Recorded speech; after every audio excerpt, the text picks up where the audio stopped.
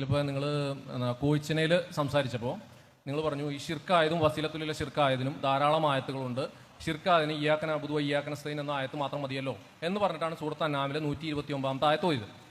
പിന്നെ അതുമായിട്ട് ബന്ധപ്പെട്ട് ചോദിക്കാണ്ട് അതിന് മുമ്പായിട്ട് ഒരുപാട് ആയത്തുകളെന്ന് പറഞ്ഞല്ലോ, 1-2 ആയത്തുകൾ കൂടി ഒന്ന് ഓതിയാൽ വസീലത്തുൽ ഷിർക്കിന് തെളിവായിട്ട് ഓതിയാൽ അൽഹംദുലില്ലാ നമുക്ക് പഠിക്കാനായിട്ടാണ് കേട്ടോ. അത് സംവാദത്തിനുണ്ട്, അത് കേട്ടാൽ കൃത്യമായി മനസ്സിലാവും. 4 ആയത്ത് മൊത്തം പറഞ്ഞു.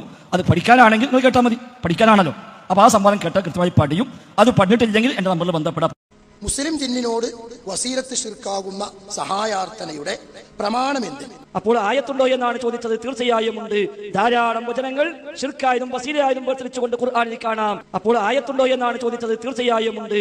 ധാരാളം വചനങ്ങൾ ഷിർക്കായതും വസീലയായതും വേർതിരിച്ചുകൊണ്ട് ഖുർആനിൽ കാണാം. ഷിർക്കായതിന് ആയത്തോതേണ്ട കാര്യമില്ലല്ലോ. എന്ന ആയത്ത്, വമൻ അദല്ലു മിമ്മൻ യദ്ഉ എന്ന ആയത്ത് എല്ലാം ഷിർക്കായ തേട്ടത്തിന് തെളിവാണ്. ഇനി വസീലയായതുണ്ട് എന്നാണോ? തീർച്ചയായും ഉണ്ട്.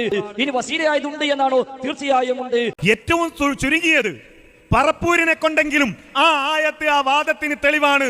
അത് ദുർവ്യാഖ്യാനമല്ല, അതിൽ അബദ്ധം സംഭവിച്ചിട്ടില്ല, അത് തെറ്റല്ല എന്നൊരു പൊതുവേദിയിൽ പറയിപ്പിക്കാൻ കഴിയോ? എത്ര കാലമായി ഞങ്ങൾ ചോദിക്കുന്നു. എത്ര സമ്മേളനം നടത്തി, എത്ര സമ്മേളനത്തിൽ പറപ്പൂര് പ്രസംഗിച്ചു, എത്ര സമ്മേളനത്തിൽ അദ്ദേഹം സംസാരിച്ചു. ഇനി അല്ലെങ്കിൽ സ്വകാര്യമായി അദ്ദേഹത്തിന്റെ ഒരു വീഡിയോ എടുത്തൊന്ന് പുറത്തുവിടൂ. ഫൈസൽ മുസ്ലിയാർ കോഴിച്ചനയിൽ എഴുതിയ വാദം ശരിയാണ്. ആ വാദം തന്നെയാണ് ഞങ്ങളുടെ വാദം.